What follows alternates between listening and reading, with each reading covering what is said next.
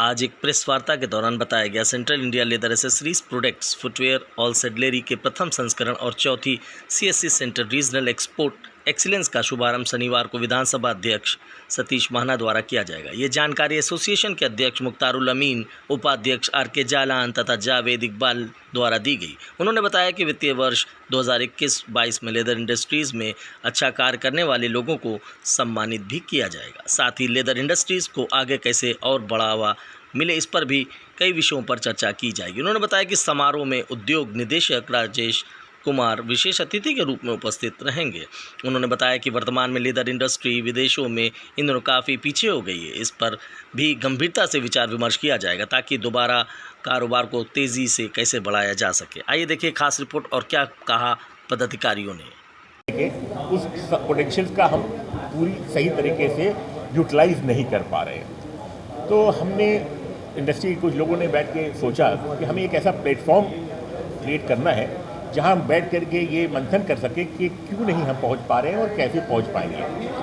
तो उसमें हम लोगों ने इस प्लेटफॉर्म को बनाया और इसका नाम क्लैश दिया, ताकि मतलब ये है कि हम अपनी सक्सेस को, अपनी आगे ग्रोथ की क्लैपिंग कर सकें कि हाँ भाई हम उस जगह पे पहुंच रहे हैं। इसमें हमने कुछ सक्सेसफुल स्टोरीज़ को शोकेस कर रहे हैं कि उन्होंने इस इंडस्ट्री में रह करके कैसे आगे बढ़े हैं और अचीव कर रहे हैं, वो कैसे कर सकें। तो तब से हम लोग के और जो लोग हैं जो आगे बढ़ना चाहते हैं, जिनको वो रूट नहीं मिल पा रहा है, उनको एक रास्ता मिलेगा, उनको चीज़ों को समझ में आएगी। और हमको आगे बढ़ने के लिए हमें सब स्टेक होल्डर का साथ चाहिए है, उसमें गवर्नमेंट का भी साथ चाहिए है, उसमें अपने सप्लाई चेन का भी साथ चाहिए। उन सबको बुला रहे हैं, उन सबके साथ बातचीत कर रहे हैं कि हम कैसे आगे बढ़ सकते हैं और क्या क्या पोटेंशियल्स हैं। और ये जो क्लैप्स जो का पहला एडिशन कल हो रहा है, ये हमारा एक कंटिन्यूस प्रोसेस रहेगा। हम हर 6 महीने में इस तरह के मिला करेंगे और अपॉर्चुनिटीज़ को और ढूंढेंगे और उनको आगे हम कैसे बढ़े। एक जो काउंसिल ने और हमारे राजू जालान साहब जो अब चेयरमैनशिप का रिस्पॉन्सिबिलिटी लेने वाले हैं, हमारी इंडस्ट्री को लीड करने वाले हैं कुछ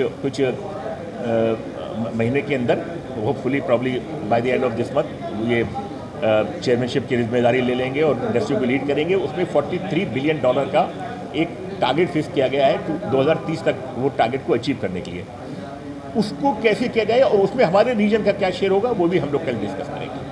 एक्सपोर्ट्स में कमी देखने को मिली है, एक्सपोर्ट्स कम हुआ है कानपुर के अलावा पूरे भारत से नहीं, मैं उसमें राजू जालान साहब से कहूँगा कि वो उस पर बात करें। नहीं, पूरे भारतवर्ष का जो एक्सपोर्ट है वो तो करीब 17% से बढ़ा है रूपी टर्म्स में पिछले वित्तीय वर्ष में।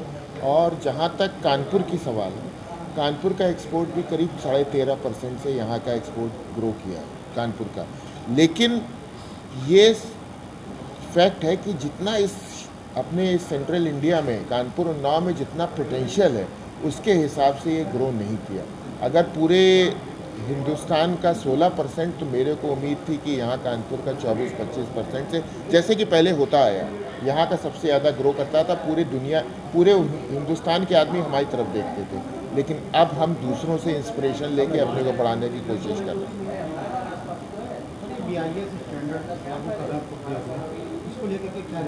देखिए, BIS मेरे हिसाब से एक गेम चेंजर है और ये आगे जाके इस इंडस्ट्री के लिए बहुत ही फ़ायदेमंद साबित होगा, क्योंकि हम अपने देशवासियों को एक क्वालिटी प्रोडक्ट दे पाएंगे।